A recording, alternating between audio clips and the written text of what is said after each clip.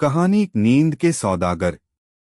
गांव में एक ऐसा भी इंसान रहता था जिसकी सबसे बड़ी खासियत ये थी कि उसे सोने से बहुत लगाव था।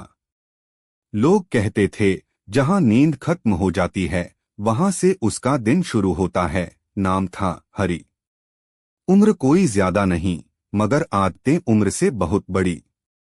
हरि के पड़ोस में रहने वाला गोपाल एक दिन सुबह 6 बजे उसके घर किसी जरूरी काम से आया। दरवाजा खटखटाया तो हरि की मां ने धीरे से दरवाजा खोला और कहा, हरि तो अभी सो रहा है बेटा। गोपाल ने सोचा, ठीक है, जरूरी बात है, थोड़ी देर में फिर आता हूं। वह गया और सुबह 8 बजे फिर लौटा।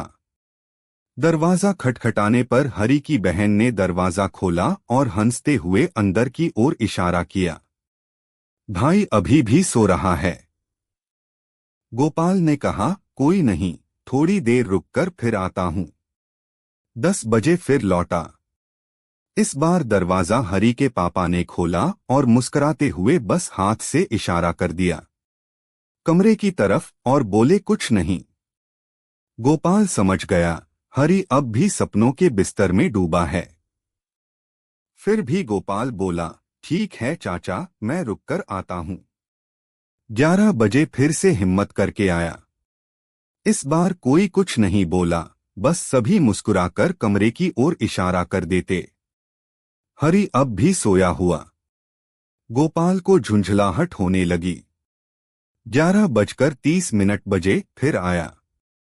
इस बार उसकी हंसी छूट गई। ये बंदा तो अलार्म घड़ी से भी ज्यादा भरोसेमंद निकला। एक बार लेटा तो भगवान भी ना उठा सके। फिर भी वह बोला, ठीक है, रुककर आता हूं। दोपहर 3 बजे फिर से आया। इस बार पूरा परिवार वही इशारा, वही मुस्कुराहट और वही हालत। हरि अब भी सो रहा था। अब तो गोपाल ने हार मान ली। बोला, इतना सोकर तो शायद ऊंट भी नहीं उठता होगा। वह खुद भी थक गया था और पास ही पड़ी चारपाई पर लेटकर सो गया।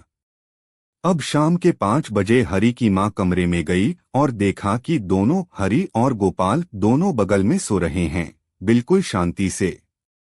इतना देखकर मां ने सिर पकड़ लिया और हंसते हुए कहा, इसे कहते हैं नींद का असर। दोनों उठे और बाहर आए। गोपाल थोड़ा शर्मा रहा था और हरि खामोशी से आंखें मल रहा था। अब पूरा घर ताली बजा रहा था।